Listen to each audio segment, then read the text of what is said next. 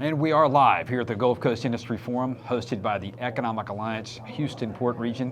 I'm with my friend Chris Jahn, President and CEO of the American Chemistry Council. Chris, thank you so much for joining BIC Magazine once again. You bet. Good to see you. You too, my friend. Thank you for being here. Chris, let's just jump right into it. Look, it's a competitive market. It's been a challenging year for chemicals. Where do we stand as far as U.S. global competitiveness? Yeah, it's a challenge right now. It's an oversupplied market, as we just talked about on stage, driven by a number of factors. But at the same time, the world is still growing, and eventually we'll grow our way out of the overcapacity situation we have right now. We're really excited about some of the regulatory policy changes we're going to get in Washington. Will provide some regulatory certainty that will help make the United States more competitive. We've already got a tax bill done that will move us in that direction as well. So I think the long term, we're very bullish about what's happening here in the U.S., but I think we definitely have some short-term economic headwinds. Let's stick with regulatory a little bit, Chris. What else would you like to see, or what else is maybe on the horizon, or give me a little bit about the future. So a couple things come to mind. So as I said, tax bill got done. We're really happy about that. But I would really look at environmental policy going forward. TSCA, we've talked about that before, the Toxic Substances Control Act.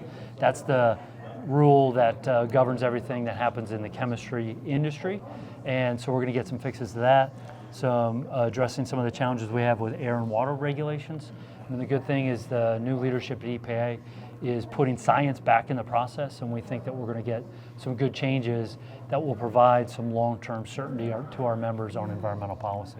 Chris, I want to talk about sustainability. I mean, how is ACC advocating for policies that sort of balance sustainability goals with competitiveness? Yeah, so it's a really good question, and a lot of conversation in Washington going on that right now. Right. So you have the Inflation Reduction Act that passed a few years ago that provides incentives for our members to invest in some of the new technologies.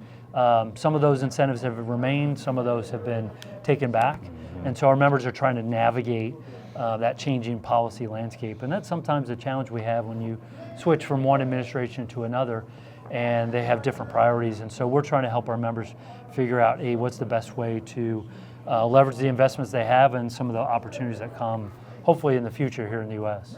Chris, we had a lot of supply chain issues really coming out of COVID, but some of that still remain. Supply chain resilience and chemical security are major topics we talk about today.